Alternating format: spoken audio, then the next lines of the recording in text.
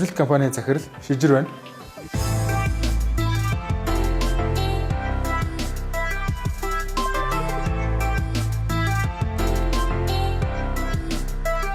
Жижигхэн манайхны интернет центрийн болонд 5 найзтайгаа нийлж эхэлжсэн байгаа. Тэгээ тавуулаа эхлээл эхний өдөр нэг нь шууд болсон да. Тэгэл айж мужир өсөр бол тэгэл хагас жилийн дараа ихэд ганцаараа үлдсэн дээ.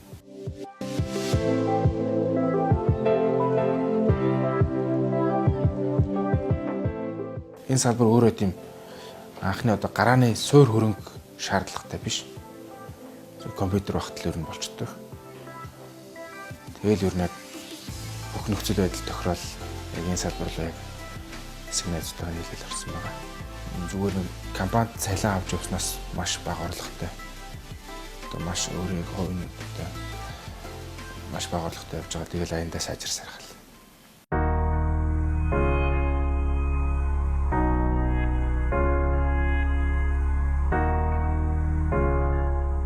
Одоо компанид удирдахч гээд тэгээ ажилтан гээд хүмүүс нэг тийм ялгаатай юм шиг болгоод. Удирдахч бас яг л нэг төрлийн ажилтан байхгүй.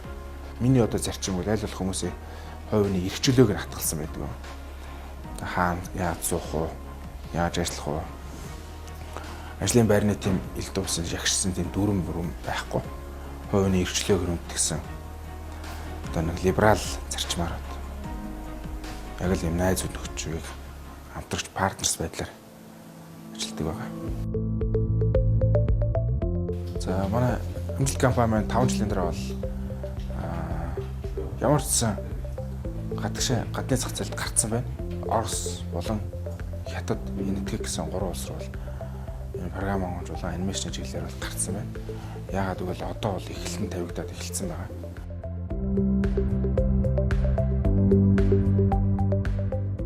Би бол 2007 онд бол IT-ийн салбар руу орж ирсэн.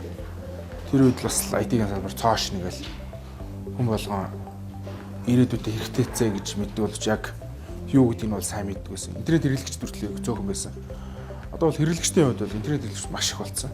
Шинэ үеийнхэн бол их IT-ийн салбар руу хүч төрөлөө орж ийн. Стартап айгүйх байгуулагч чинь энэ код программист чиглэлээр айгүйх сурж ийн.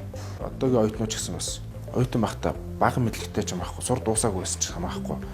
Ямар нэгэн байдлаар практикаар юм хийж үтээж ажиллах хэрэгтэй. Мөнгө олохгүй байсан ч юм аахгүй. Мөнгө олвол сайн л үз.